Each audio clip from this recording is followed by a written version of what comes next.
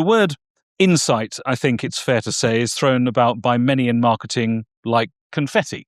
For me, insight is rare and it's hard won, and it's well described as being this profound and useful understanding. It's profound because it answers the question, so what? This is what the data mean. Your example there, excellent example from the R8 for the TT.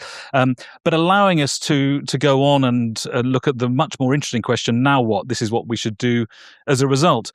In your career in telecoms, but obviously mostly in automotive, have you got frustrated by what's often presented as insight?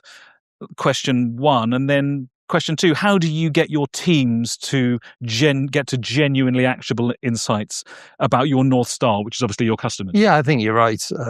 Insight's one of those, bit like strategy, it's one of those overused words that's just appended to something to try and give it some credibility. And it seems to be overused at both ends of the telescope. So on the one hand, you'll just get a massive data dump and someone says, here's our insight. And it's kind of, no, that's just a load of information. Where's the insight?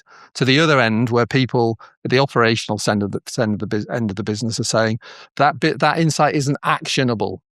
And I think what they mean really is you haven't told me exactly what to do. And it's kind of somewhere in the middle, the real insight list, which I suppose is, it needs to be truthful, it needs to be new, and you need to be able to use it. So there's no point having some incredible insight that you can't act on. But I think it's kind of at what point does the data and insight team need to hand things over and say, look, we've identified a potential solution here, but it's over to you guys in the operational parts of the business to actually work out what conversation are you going to have with that particular retailer. We don't need to do the whole job for them. Often there can be a lost in translation a kind of moment, or indeed kind of culture that exists between those that are knee deep in data and insight and analytics and maybe traditionally marketing, working across all of those different domains that you have at VW across the 6 marks.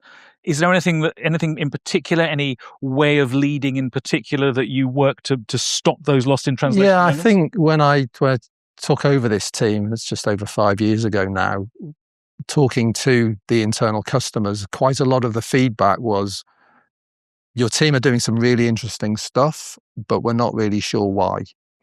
And I think there was that disconnect between recognised business need and what the data analytics team were actually doing. And some of it was lost in translation, some of it was genuine hobby horse following from the data team, doing what they could rather than what was needed. So yeah, I think a lot of it was ensuring that my team were getting really much more into the weeds of what the operational teams were looking for, and taking people on a journey step by step. Often stuff that was being taken for granted was actually where the value was lying, and people were trying to get into, oh yeah, but cutting edge new tool, exciting magpie type behavior, rather than saying actually what the business needs is just some pretty useful stuff that can start to move the needle. I trust you've enjoyed this brief section of my conversation with my most excellent guest.